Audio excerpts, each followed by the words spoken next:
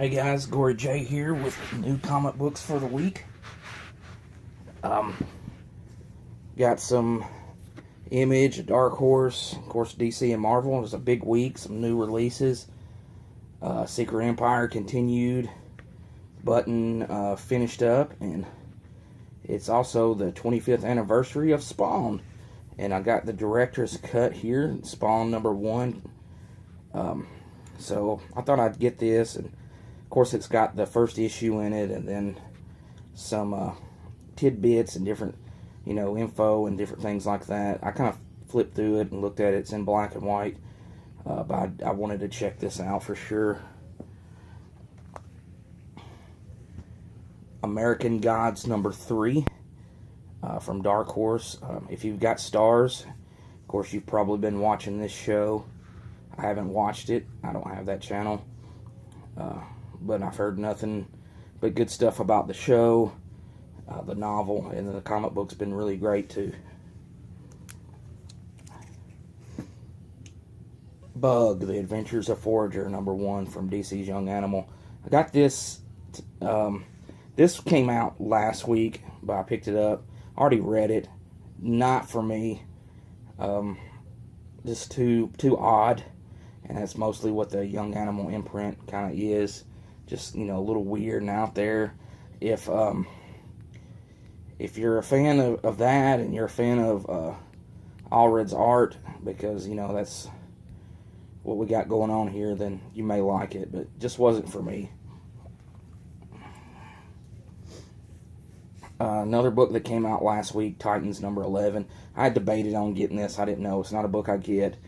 But it's the Lazarus Contract, which is kind of like the that whole, what was it, the Judas Contract, or like that story from the 80s, similar to that, I believe. Kind of I think they're trying to take advantage of the new movie that's out, the new animated movie. So I thought I'd get it and give it a whirl. I like Deathstroke. Even though I don't buy his book, I'm not a fan of the book, but I do like his character. So I thought I'd try that, and went ahead and picked up Teen Titans #8, which is the second part of the Lazarus Contract. Also a book I don't get, but as far as the Lazarus Contract goes, I don't get any of those books, so it'll all be new books for me to check out. I'm just trying to put together a story to read. Is what I kind of want to do here.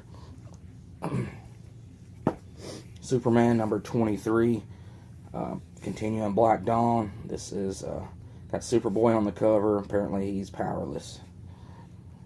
Nice white cover too on the back. Harley Quinn #20. Amazing Frank Cho cover.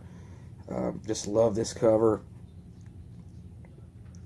I had the cover A in my pile, and I usually do get cover A's. Sometimes I'll grab the cover A and B, but I was looking at both of them. I was like, I don't need this cover A. I'm not even reading this book anyways. My wife is, and she don't care what cover it is. She just wants to read it. So I picked this one out. I just love it. The white background, the way she looks there, and her old costume, and the kittens. So really cool. DC Comics Bombshells #27. Just a really awesome cover. These Bombshell books are notorious for having great covers. Harley Quinn and Poison Ivy there. She really stands out, Poison Ivy does. Trinity #9. This is the cover B. It looks like zombies of the Justice League. So I don't really know. I think this may be the start of a new story. Batwoman #3. Just a book I enjoy getting. Nightwing #21. Split Second. This is starting a new story arc for Nightwing. Looks like Wally West is involved with it. Batman #23. The Brave and the Mold. This is Batman and Swamp Thing teaming up. I think that this is what I heard is Tom King's tribute to Bernie Wrightson. So I think this may only be a two-parter or a one-shot. Not 100% sure. And there's the big DC book this week. You got The Flash, number 22. You got the lenticular cover here, the old Golden Age appearance of it. There you see Golden Age Flash. I don't know. Really awesome cover. On to Marvel, Star Wars 31, The Screaming Citadel Part 2, with Luke, Han Solo, and Dr. Aphra on the cover. Part 1 came out last week, I believe, and it was pretty good, so I'm sure this one will be as well. One I'm looking forward to very much, Secret Empire number 2. Heard there's something big that happens in this issue, so... and they haven't failed so far. I mean, the Secret Empire 0, the Free Comic Book Day, the Secret Empire 1 that just keeps, I mean, just throwing it out there at us. It's like bam, bam, bam, bam, and there's always something going on. So, looking forward to reading this. One of my favorite books going right now. Luke Cage, number 1. Just thought I'd pick this up. It's number 1. I'm not a huge fan of Luke Cage, but I did enjoy the Netflix series for the most part. I do like the street level characters, but I'm mostly an X-Men guy, so, and I'm picking up all these other books. I probably don't have room for it, but unless this issue blows me away, then I'll definitely check out number 2. But I always try to, if there's one I got just a little bit interest in, I'll usually at least grab the number 1 issue. Daredevil number 20.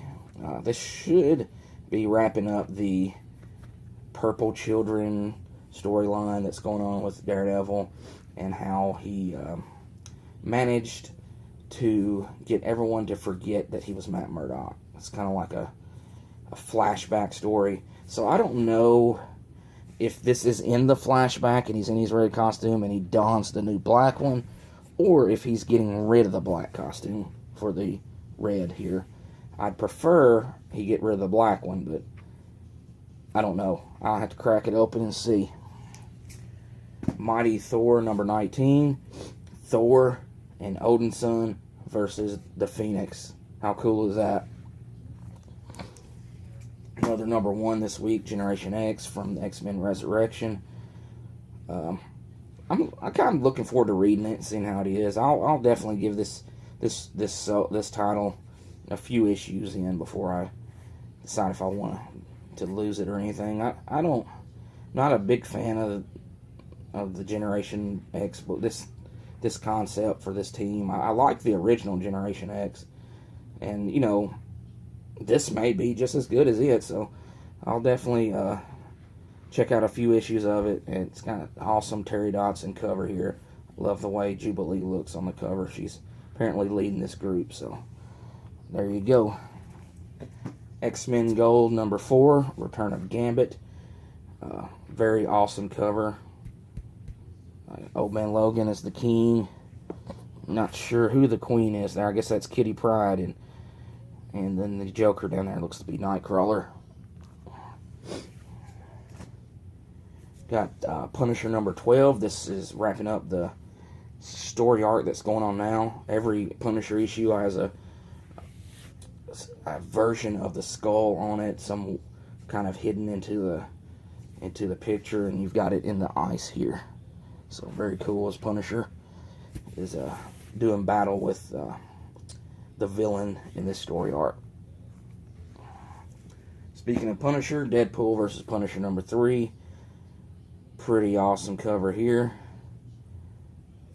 And to wrap up this comic haul, I got Deadpool Bad Blood hardcover here. This is the first